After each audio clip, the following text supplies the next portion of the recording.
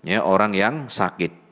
Ya, ini tidak mengapa ketika dia memang tidak mampu untuk ya tegak lurus. Tidak masalah karena sakit. Entah itu sakitnya ya sakit encok atau mungkin sakitnya saraf kejepit atau semisalnya. Maka ya ini tidak masalah. Tetapi bagi orang yang mampu kemudian sehat, maka ya berusaha untuk meluruskan, menegakkan punggung ya tegak lurus. Ya tidak miring dan juga tidak terlalu ke bawah.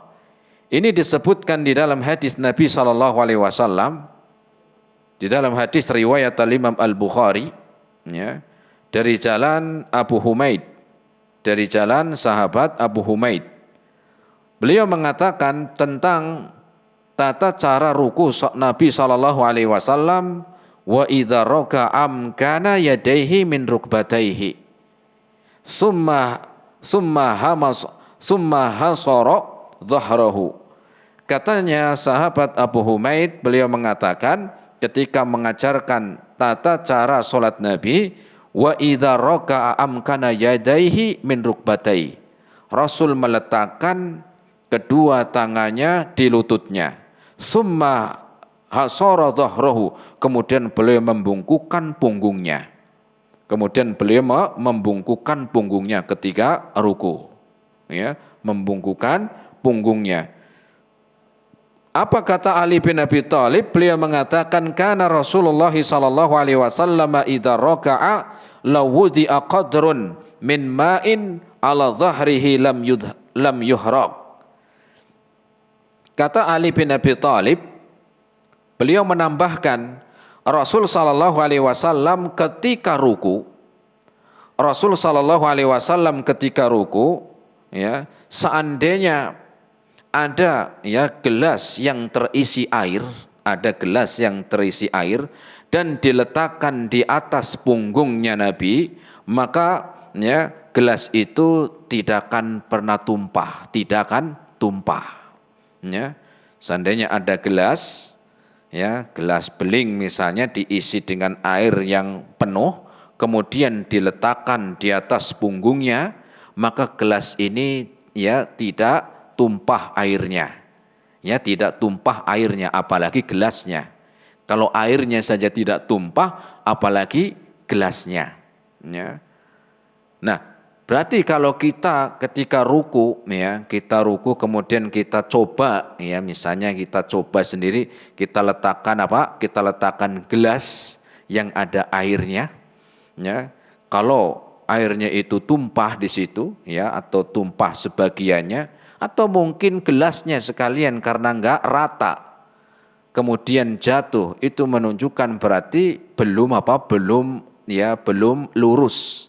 Belum sempurna ya sebagaimana yang dicontohkan oleh Nabi.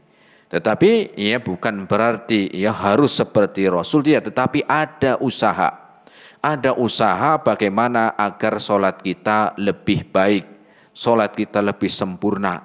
Ya kecuali memang tadi yang sakit, yang sudah lanjut usia, atau mungkin yang dia ya ada sesuatu ya penyakit yang ya mungkin dia nggak bisa ruku dengan dengan sempurna, ya tidak bisa ruku dengan sempurna. Nah ini kata Ali bin Abi Thalib, saking lurusnya punggungnya Nabi ketika ruku, sampai seandainya dikasih air di atas di atas punggungnya ya yang ditaruh di dalamnya itu air, maka tidak akan pernah tumpah atau tidak tumpah. Nah, ini posisi punggung ketika ruku. Disebutkan juga tambahan yang lainnya oleh sahabat Wabisah ibnu Ma'bad. Dari sahabat Wabisah ibnu Ma'bad, beliau mengatakan dalam hadis riwayat Imam Ibnu Majah, ra'aitun Nabiyya sallallahu alaihi wasallam yusalli fakana idza raka'a sawwa dhahrah. Dari Qabisah ibnu Ma'bad, beliau mengatakan aku melihat Nabi sallallahu alaihi wasallam salat dan beliau ketika ruku sawwa dhahrahu. Beliau punggungnya itu ketika ruku rata dan lurus. Rata dan lurus, ya. Sudah rata, lurus, ya. Ini rata kemudian lurus lah begitu, ya, kurang lebih seperti itu. Hatta law subba alaihil ma'u lastaqarra. Katanya sahabat Wabiso, kalau seandainya saking lurus punggungnya Nabi ketika ruku, seandainya diletakkan air, ya, diletakkan air di atasnya, atau air yang dituangkan ke gelas dan gelasnya diletakkan di atas punggungnya, maka airnya tidak tumpah. Airnya tidak tumpah, apalagi gelasnya, saking lurusnya, ya, saking lurusnya. Ini adalah posisi punggung ketika ruku. Bagaimana posisi kepala saat ruku? Adapun posisi kepala saat ruku, ya, posisi kepala saat ruku disebutkan kepala ketika ruku adalah, ya, lurus, tidak mendongak ke atas atau, ya, ke bawah. Misalnya seperti ini. Ya, ini ruku. Misalnya ini ruku. Kemudian ini kepalanya ke atas begini. Tidak demikian. Atau ke bawah lah seperti ini, ya. Atau kepalanya, ya, ke bawah. Atau ke atas, mendongak ke atas. Ya, rukunya sudah benar, tetapi kepalanya mendongak ke atas atau ke bawah. Nah, ini enggak tepat. Tetapi kepala lurus, tidak mendongak ke atas, ya, dan juga tidak ke bawah, ya, tidak ke bawah. Dan ini hadisnya disebutkan juga oleh sahabat yang bernama, ya, Abu Humaid. Dari sahabat Abu Humaid dalam hadis riwayat Al-Imam Abu Daud. Dalam riwayat Al-Imam Abu Daud, ya, beliau mengatakan la yasubbu ra'sahu wa la yuqni'u muqtadilan. Ya, beliau mengatakan Rasul sallallahu alaihi wasallam ketika ruku la yasubbu ra'sah. Beliau tidak menunduk, ya. Jadi kepalanya tidak menunduk begini, ya, tidak ke bawah. Wala yuqni'u, dan juga tidak, ya, tidak mengangkat, tidak mendongak ke atas begini ketika ruku. Tetapi mu'tadilan, Rasul lurus, ya, pertengahan. Maknanya, ya, lurus, ya, kepalanya lurus, tidak ke atas dan tidak, ya, menunduk ke bawah, tetapi lurus. Dan ini juga didukung oleh istrinya, yaitu Aisyah radhiyallahu taala anha. Istrinya yaitu Aisyah radhiyallahu taala anha, beliau mengatakan tentang tata cara ruku Nabi sallallahu alaihi wasallam. Beliau mengatakan wa kana idza raka'a lam yushhis. Rasul sallallahu alaihi wasallam ketika ruku beliau tidak mendongak ke atas, yaitu tidak mendongak ke atas itu kepalanya, ya. Wal lam yushis ra'sah, tidak mengangkat, ya, kepalanya, ya. Walam yusawwibhu, dan beliau juga tidak membungkukkan, ya, atau tidak menunduk ke bawah, dan tidak juga menunduk ke bawah. Walakin baina dzalik, kata istrinya, tetapi Rasul ketika ruku itu itu, ya, lurus sejajar, sejajar. Ya, kalau seperti ini, kalau ruku, ya, sejajar.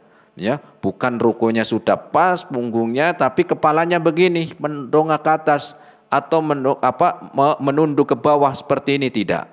Tetapi, ya, kata beliau walakin baina dzalik, tetapi beliau lurus sejajar. Ini kepalanya. Ya, posisi kepala ketika ruku. Terus bagaimana pandangan mata ketika sedang ruku di dalam sholat? Adapun posisi pandangan mata di dalam sholat atau di dalam ruku, bukan hanya ketika ruku aja, ya, tetapi ini umum ketika sholat juga sama. Maka pandangan mata ketika ruku, maka pandangan, ya, arahkan atau diarahkan ke tempat sujud. Saya ulangi, arah pandangan mata ketika ruku di dalam sholat adalah dengan mengarah ke arah sujudnya. Dengan mengarah ke arah sujudnya.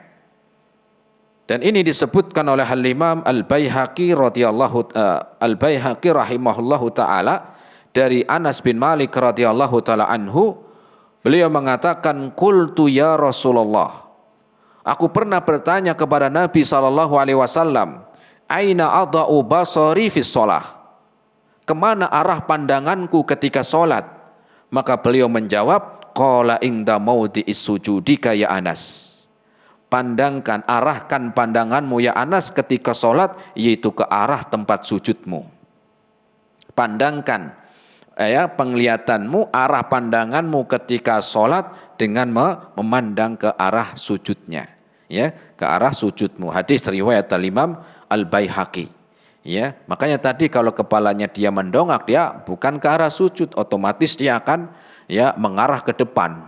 Atau ketika dia menunduk, dia bukan ke arah sujud, mungkin ngelihatnya kakinya, ya, ngelihatnya kakinya sendiri. Sehingga ketika ruku, posisi kepala itu lurus sejajar, kemudian pandangan mata pun lurus ke arah tempat sujudnya. Lurus ke arah tempat sujudnya. Kemudian juga posisi siku. Posisi siku ketika ruku. Adapun posisi siku ini maka diperintahkan agar agar agak menjauh dari rusuknya. Jadi ketika ruku bukan nempel dengan rusuk, tetapi agak menjauh dari rukunya, rusuknya. Ya, selama tidak mengganggu orang yang ada di sebelahnya. Kalau sholat jamaah misalnya, jenengan jangan terlalu melebarkan sikunya dengan dalih ini mengamalkan sunnah. Akhirnya yang sebelah sempit karena jenengan begini. Akhirnya yang sebelah kanto kirinya jadi sempit. Enggak. Ya, selama tidak mengganggu. Maka agak ini agak dijauhkan dari dari rusuknya. Bukan nempel begini ketika ruku, atau agak dijauhkan. Nah, begitu, agak menjauh dari dari rusuknya. Dan ini disebutkan juga di dalam hadis riwayat Imam Abu Daud, disebutkan juga tadi dalam hadis yang disampaikan oleh Abu Humaid. Karena beliau mengatakan, in ana kuntu ahfadukum li sholatin nabi. Saya orang yang paling tahu benar tata cara sholatnya Nabi. Beliau mengatakan apa? Fatajafa anin janbihi. Dan beliau agak menjauhkan posisi siku dari rusuknya. Dari rusuknya. Ya. Nah, ini tentang tentang bagaimana tata cara ruku di dalam sholat. Tata cara ruku di dalam sholat. Dan perlu kita ketahui bahwa Rasul sampai pernah memerintahkan salah seorang sahabat itu mengulang sholatnya. Karena orang ini sholatnya salah. Sholatnya salah. Sampai berapa kali Rasul memerintahkan untuk mengulang. Ternyata ketika Rasul mengajarkan cara sholat yang benar, diantaranya Rasul mengatakan, summarka hatta tatma'inna raki'an. Hatta tatma'inna raki'an. Hendaklah engkau ruku dengan tumak nina. Tumak nina itu tenang. Tenang. Sehingga tidak terburu-buru. Tidak terburu-buru. Bukan kayak sholat itu bukan seperti kayak lagi lomba. Bukan. Sholat itu bukan kayak lagi lomba. Mana yang paling cepat. Nomor 1 pemecah rekor muri misalnya, nggak ada. Kalau mau jadi pemecah rekor muri monggo yang lain lah, jangan sholat. Yang kadang-kadang ada orang yang sholat itu dengan cara terlalu cepat. Katanya sholatnya ini kelas eksekutif jadi cepat, bukan. Apalagi ketika sholat raweh, banyak tuh seringnya, sehingga kurang peduli dengan tumak ninahnya. Tidak peduli tumak ninah di dalam sholat. Bahkan Rasul pernah mengatakan di antara seburuk-buruk pencuri adalah orang yang mencuri di dalam sholat. Apa kok mencuri di dalam sholat? Kalau mencuri uang jelas, kalau mencuri harta ada, tetapi bagaimana mencuri sholat? Rasul mengatakan dia orang yang tidak mengamalkan, tidak melaksanakan sholatnya dengan tumak ninah. Ibaratkan seperti burung ketika mematuk biji-bijian, ya, cepat mematuk mematuk biji-bijian, ya, seperti burung ketika mematuk biji-bijian. Itulah seperti orang yang mencuri di dalam sholatnya. Kenapa? Karena tidak tumak ninah, ya, dengan dengan tergesa-gesa. Bahkan terkadang belum ruku sempurna dia sudah naik lagi. Mungkin belum kayak nggak doa, ya, terlalu cepat, ya. Ada, ya, orang yang demikian. Maka tentunya kita belajar tentang tata cara sholat ini agar semakin baik sholat kita. Ya, walaupun bahasan ini agak lumayan panjang, ya, dengan beberapa kali pertemuan, tetapi kita membahas dengan rinci. Bahasan yang rinci, jelas dan gamblang. Bahkan kita sebutkan tadi ketika rukuknya, letak tangannya di mana, posisi jari-jarinya seperti apa, ya, kemudian posisi punggung seperti apa, posisi kepala bagaimana, dan posisi pandangan mata pun kemana. Bahkan, ya, siku pun kita diajarkan semua oleh Nabi. Rasul sudah mengajarkan dengan sangat jelas. Rasul telah mengajarkan dengan sangat sangat gamblang, ya, sangat detail, sehingga Rasul tidak aneh mengatakan shollu kama ra'aitumuni usolli, salatlah kalian sebagaimana kalian melihat saya salat. Kenapa? Karena Rasul mengajarkan tata cara salat dengan dengan jelas, dengan gamblang, ya, dari mulai takbir sampai dengan salam, ya. Tinggal kita mau mengkajinya dan mengamalkannya, ya, dengan kita mengkaji dan mengamalkannya. Kemudian bagaimana tata cara atau tumak ninah? Berapa lama? Ya, kurang lebih berapa lamanya? Kemudian juga seperti apa tumak ninah di dalam ruku dan doa-doa ruku, ini kita akan sampaikan insyaallah ta'ala di pertemuan yang akan datang. Tentang tumak ninah di dalam ruku, kemudian panjangnya dan juga doa-doanya kita akan lanjutkan insyaallah ta'ala di pertemuan yang akan datang. Semoga bermanfaat pada kesempatan sore hari ini tentang tata cara ruku di dalam sholat. Semoga, ya, mendapatkan kebaikan untuk kita semuanya. Terima kasih atas segala perhatiannya. Mohon maaf atas segala kekurangannya. Wassallallahu ala nabiyyina Muhammad wa ala alihi wa ashabihi wa sallama tasliman katsira. Ya, kita akhiri. Wassalamualaikum warahmatullahi wabarakatuh.